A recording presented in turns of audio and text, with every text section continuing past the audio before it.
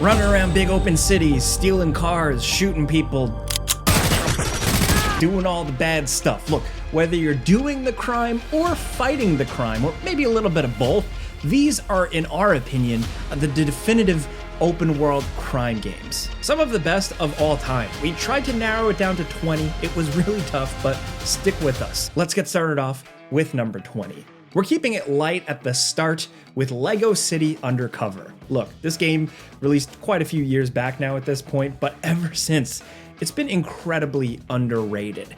It's not the only Lego game to do like an open world style thing, but this really good creative spin on the open world crime genre is great. You're essentially like a hotshot super cop, and you have the freedom to do whatever you want. If you like the Lego games and just like, their sense of humor, their vibe, the floaty feel to them, but you add in a dash of good car chasing and action, Lego City Undercover really just hits all the right notes. I still am always so surprised, I don't see people bring this one up enough. This was actually originally just a Wii U game in 2013 or so, but then a couple of years later, it got ported to all the other consoles, and that's when people got to really see just how good it was. It was from Traveler's Tales. They knew what they were doing with these style of games, but we're still hoping at some point maybe we get a sequel. Never say never. Next, over at number 19, the True Crime series. True Crime Streets of LA and True Crime Streets of New York were janky, busted, weird, cheap feeling games, even at the time, but they were still just really damn cool. They emphasized a good feel, like a really good city design. It kind of really emphasized some authenticity, just like with how the map worked. But then the authenticity really kind of ended with that, where now you're just running around, drop kicking anyone you want, arresting whoever you want.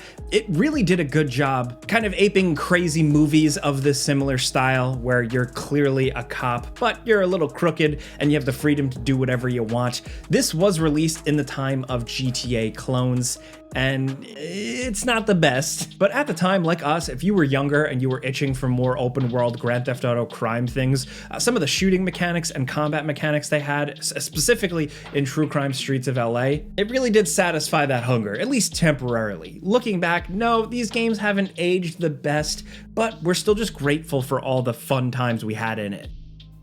Next, over at number 18, Need for Speed Hot Pursuit Remastered. Yeah, I mean, look, if we're talking open world crime games, we gotta talk about this because essentially it's cops and robbers in an open world. Yes, obviously there were a lot of races you would go to that were sequestered, but roaming around the open city was a ton of fun, and getting into those pursuits still to this day amounts to some of the best, most tense, sweaty racing we've ever experienced. The Need for Speed Hot Pursuit games are great, and Need for Speed Hot Pursuit Remastered specifically is just a hell of a good time. It's still available if you want to check it out and see what's up. You absolutely should.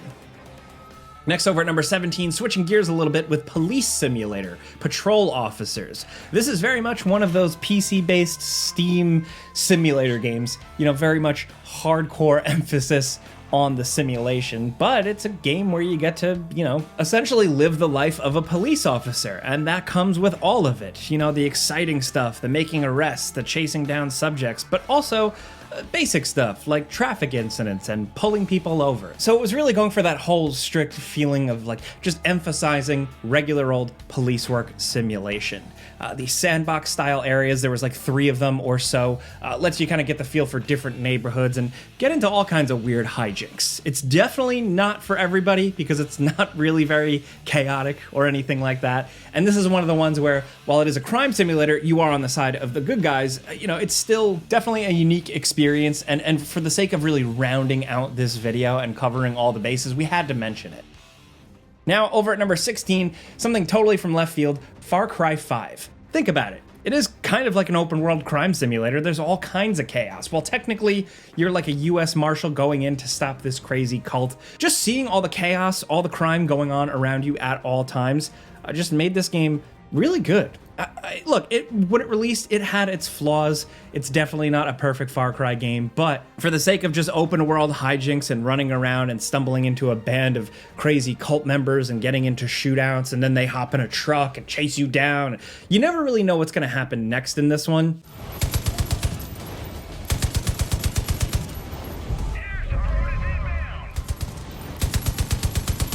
Plus, out of all the Far Cry games, this one had a distinctly American feel taking place in Montana. It just managed to make this Far Cry game feel different, considering from Far Cry 3, they've all felt very similar. Now, looking back in hindsight, Far Cry 5 is probably one of the more distinct ones. Next down at number 15, Schedule 1. This game has gone viral, it's sweeping the nation, people are loving it, specifically because it's simulating you just being a drug dealer. It's a sandbox style game, there's plenty of freedom in it, but essentially it's you manufacturing, packaging, and selling drugs and trying to grow your empire. Along with that, you can get into police shootouts, you can deal with NPCs, mess with civilians, it's got all that stuff, but in a really interesting style. Yes, it's cartoonish. At a glance, you look at it, it looks pretty simple, but it's got a lot of charm to it. The drug dealing mechanics are fun. You know, being a crime guy is fun in general if you want to cause even more chaos. And even though it's only in early access, the game already just has a lot going for it. If you jump in and play it now, there is plenty to keep you busy. Next at number 14, we have the Watch Dogs games. They all have their own level of crime, so to speak, but it is exactly that type of thing. The crime open world game thing that you really think of when you see a list like this. You're running around a big open world city, you're stealing cars, doing whatever you want, you're punching civilians in the face, you're getting in police chases. Watch Dogs really has all that. Even with its flaws, these games are really cool. The fact that it is like a Grand Theft Auto, running around a city, getting into shootouts and stuff like that, but also the technological element added on top of it just makes it feel like its own thing. Hacking people's phones, hacking ATMs to steal money, getting in police chases and then hacking bridges and, traffic lights and stuff to screw up the pursuit just really make these games an excellent playground for some fun crime.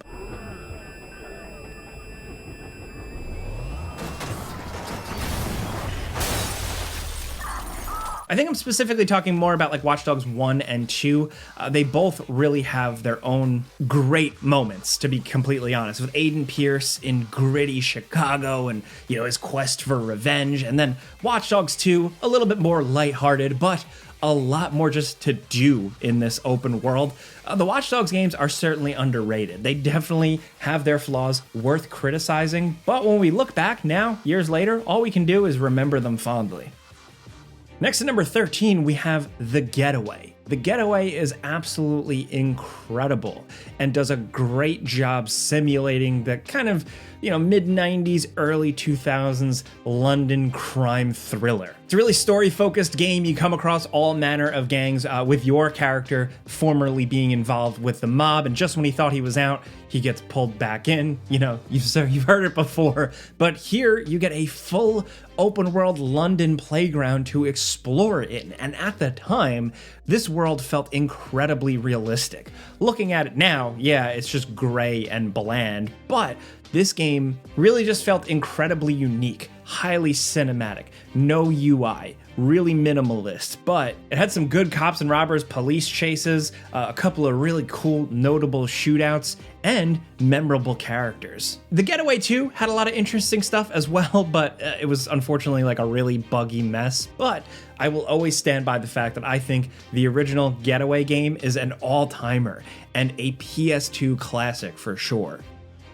Next at number 12, sticking with PlayStation classics, the Driver Series. Now, the Driver Series isn't always open world, sometimes it's more sandbox based, but depending on which game and the degree of freedom, either way, this just is a really unforgettable franchise. Unfortunately, it's starting to be forgotten because we haven't gotten a new Driver game in a very long time, but this series often let you just live out your criminal driver dream. As the game's subtitles suggest, you're often the wheelman more than anything. While the later games involved a lot of running and gunning, ultimately, most of the time, it's about the thrill of the chase. These chases heavily inspired by 60s and 70s crime thrillers. Honestly, man, to this day, there's nothing out there quite like the Driver games. From the humble beginnings of the first game to the GTA clone failure that was Driver 3, to the game eventually going into different time periods like the 70s, more on foot combat, stuff like that, to eventually the final Driver game, Driver San Francisco,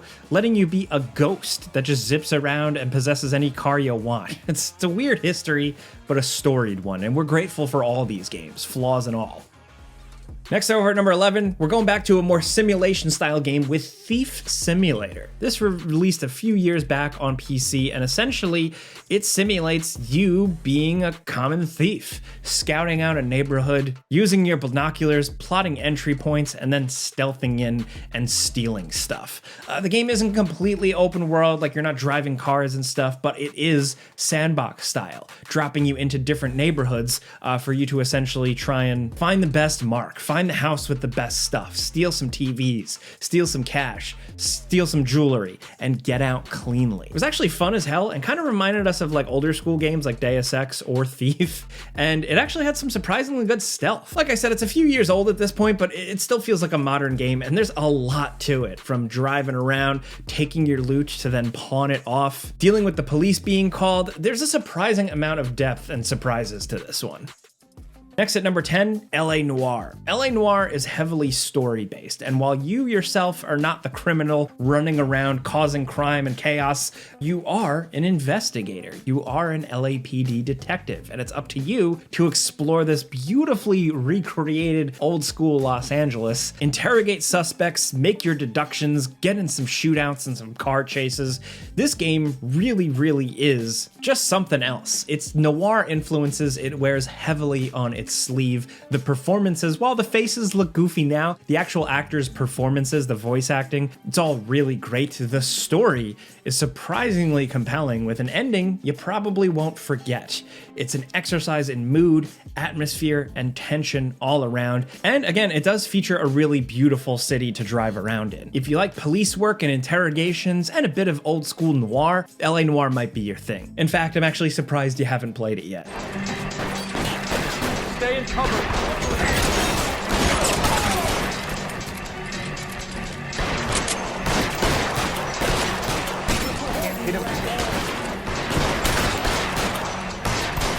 Next at number 9, we have Scarface. Believe it or not, they made a Scarface movie tie-in game, and it was actually pretty awesome. It's full of zany open world hijinks and explosions and carjackings, and it's just really cool. Essentially, this takes place after the events of the Scarface movie, with Tony Montana surviving the attack at the end of the movie. And it's up to him to essentially build his crime empire from the ground up once again. And what you get here is very much a GTA clone, yeah, but with its own zany, wacky spin. You can literally drive a convertible in this game and shoot an RPG while driving. It's incredible. Plus, the guy who does Tony Montana's voice here is no Al Pacino, but he does a really damn good job.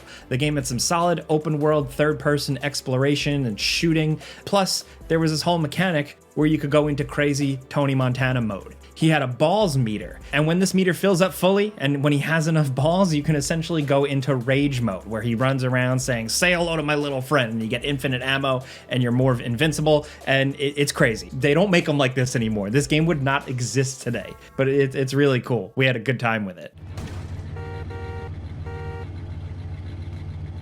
Get out of my vehicle! Hey, why don't you give me a call, okay? Calm down. 1029, check for stolen vehicle.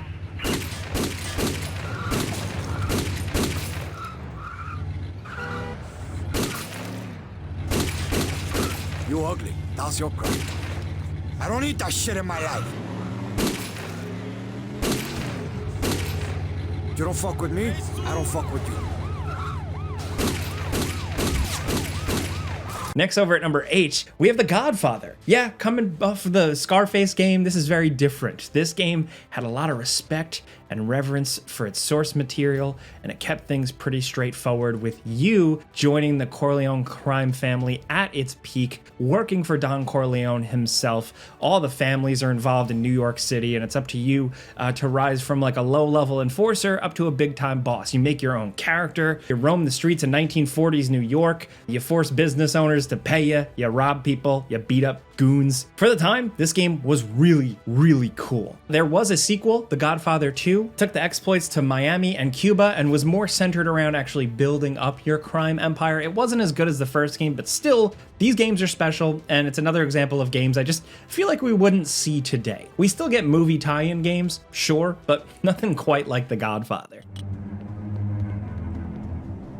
You ain't gonna scream, are you? Come on,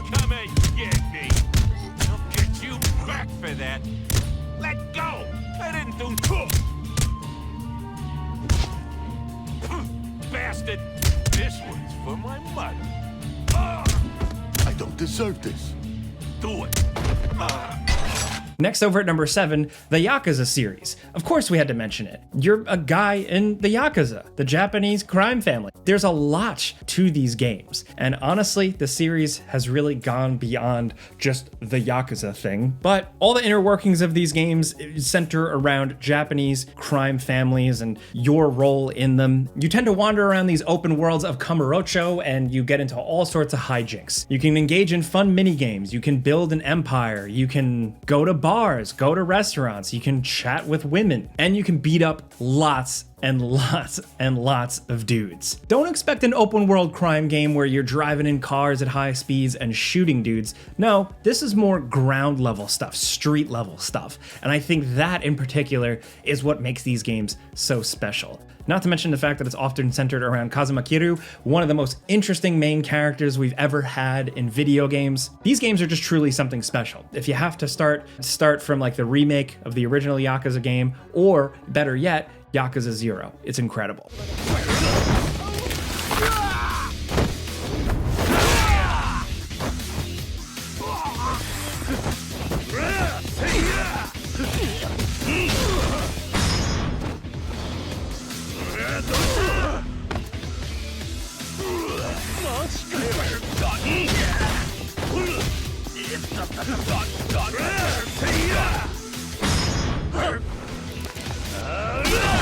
Next at number 6, we have Red Dead Redemption 2. Now, we're talking about Red Dead Redemption 2 specifically because you're in a criminal gang. You're doing way more crime stuff. You're doing heists, you're robbing banks, you're robbing trains, and it's all told with a really incredible and subtle story. But this open world game is massive and gives you the freedom to be whatever kind of criminal cowboy you want.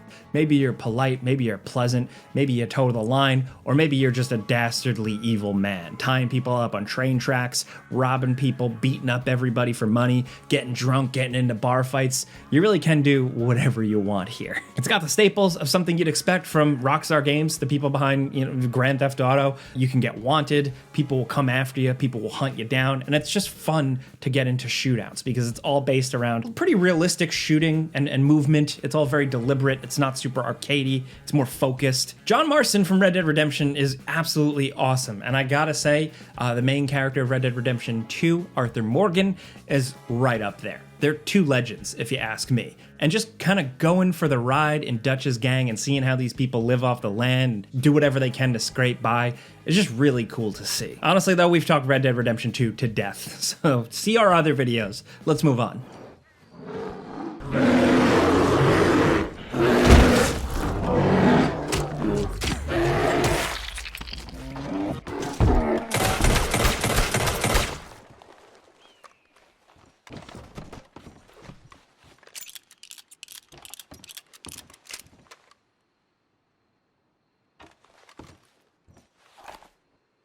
Now down at number 5, Sleeping Dogs, one of the best to ever do it. We've talked about a lot of games on this list where you're a good cop, bad cop, towing the line, crooked cop.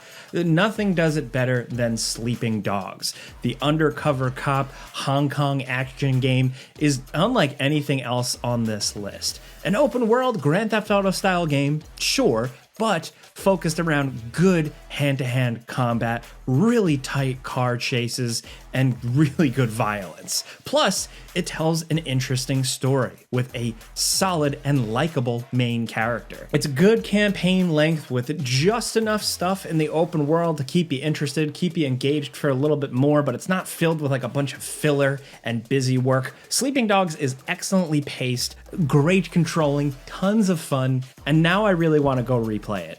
That's the pain of making these videos sometimes, is that you talk about something and then you go, oh yeah, I remember that game. Now I gotta replay it. So it's not just you guys watching, it happens to us too.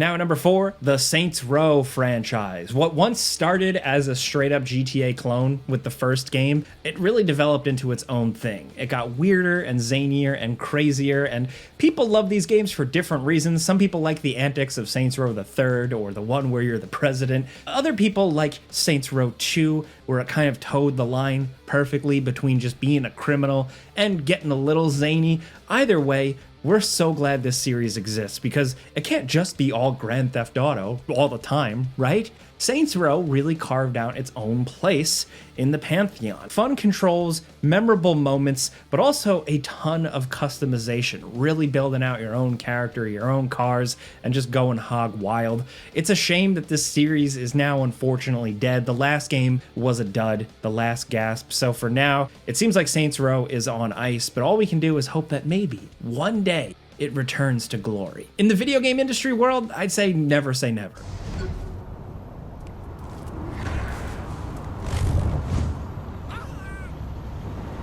Damn. Oh, that was my kidney.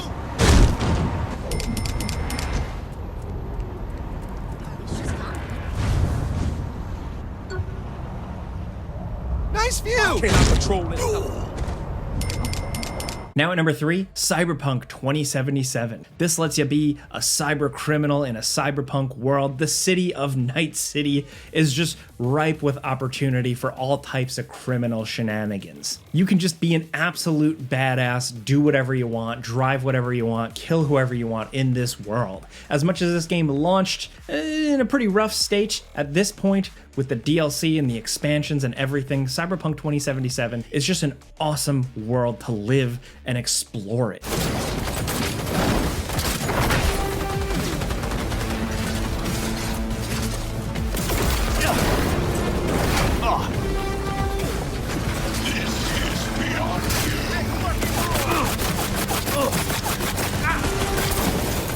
Now at number 2, the Mafia series. 1, 2, and 3 all have their own unique vibes, with the first game being old-timey with old cars and Tommy guns and bank robberies, the second game feeling a little bit more like the Godfather in the late 30s, 40s, and Mafia 3 being set in New Orleans. These games give you an open world to roam around in, and there are often some side activities, but it's not really just about open world busy work. These games, specifically Mafia 1 and 2, really just try and focus on storytelling with great, memorable characters and some incredible, memorable moments and set pieces. They're just great games to play through for the experience of just really feeling like a mafia guy. The games wear their influences on their sleeve. You can tell what type of movies they're watching, but they feel like their own fully fleshed out things. The remake of Mafia 1 from a few years back, Mafia Definitive Edition, I think is nothing short of incredible. It is absolutely a must play.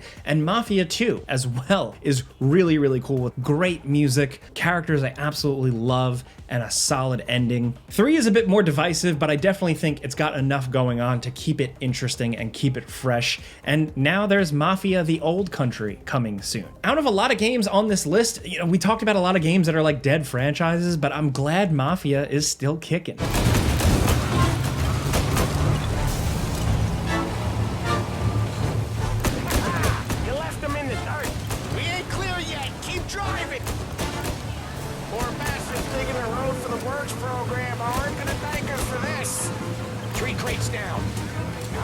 We're at the exchange. 4, 5, maybe. You know with him, he's called for more. Now down at number 1, of course, you guessed it, it's Grand Theft Auto, the whole series. These games really did pioneer the open world crime game thing. Were they the ones to invent it? No, but they completely popularized it and made it so good that it felt like nobody else could compete. Grand Theft Auto 3 really kick things off, and from there the rest is history, obviously. And now here we are, still looking towards Grand Theft Auto 6, just begging for it to release. People love open world crime hijinks so much, and so much of that is because of Grand Theft Auto 3, Grand Theft Auto Vice City, and Grand Theft Auto San Andreas. These games were absolutely legendary for the degree of freedom they gave players in an open world to really do whatever they want and be as much of a dick as they want. want, to also just telling a really good and memorable story. They're fun to play, they're fun to cause chaos within, you can get endless hours out of them, and that's why they're absolutely legendary.